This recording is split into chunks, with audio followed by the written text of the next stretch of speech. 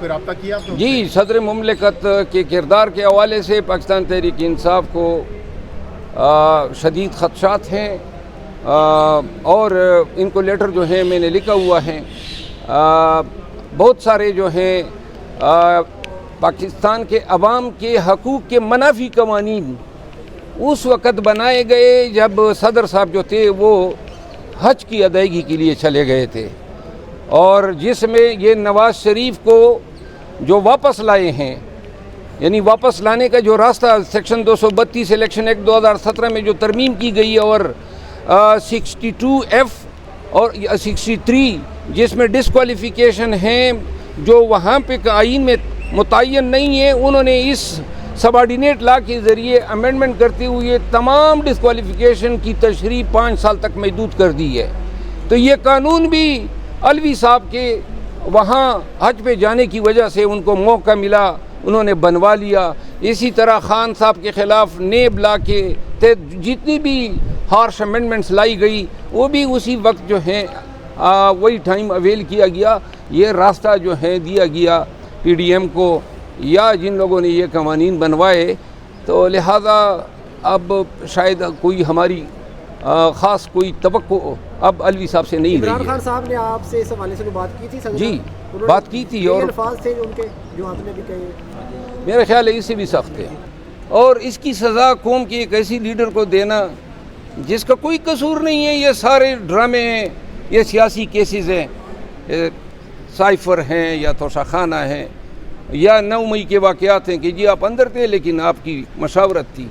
تو لہذا اگر پاکستان میں انصاف جو ہے جس طرح معدوم ہوتا جا رہا ہے، اگر یہ اسی تواتر کے ساتھ جاری رہا تو ایک دن ایسا بھی آئے گا کہ اس مملکت خداداد پاکستان میں طوائف الملوکی ہوگی، اس کی سزا پوری قوم بھگتے گی، پوری ریاست بھگتے گی۔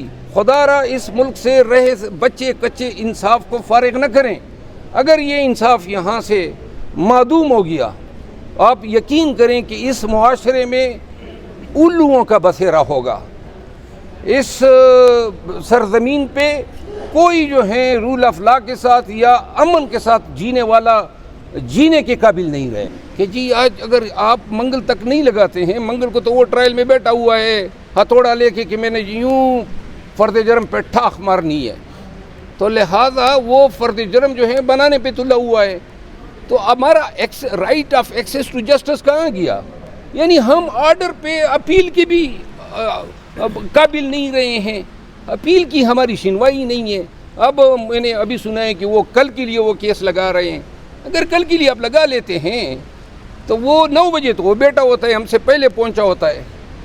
تو لہذا اس کا مطلب یہ ہے کہ اپیلیں بھی دائر نہ کرو۔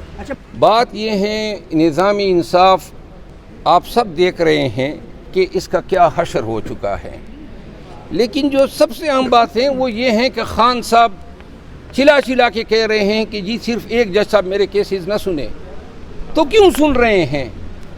یعنی یہ یہاں پہ جج صاحبان کا فقدان ہے، کات ہے اسلام آباد ہائی کورٹ میں، اور یہ تو بالکل دیوار سے لگانے والی بات ہے۔ یعنی کہ میں جی زبردستی منصف بنا بیٹھا ہوں، یہ نہیں ہوتا انصاف، اور نہ ہم نے ایسے کانسٹیٹیوشنل کورٹ میں اس طرح ہوتے دیکھا ہے۔ خدا را دیکھیں، یہ انصاف جو ہے یہ الہی فریضہ ہے، قرآن کے کریم کے احکامات ہیں۔ اب اتنا آگے جانا کہ ناانصافی جو ہے اس کی ذمہ داری اٹھانا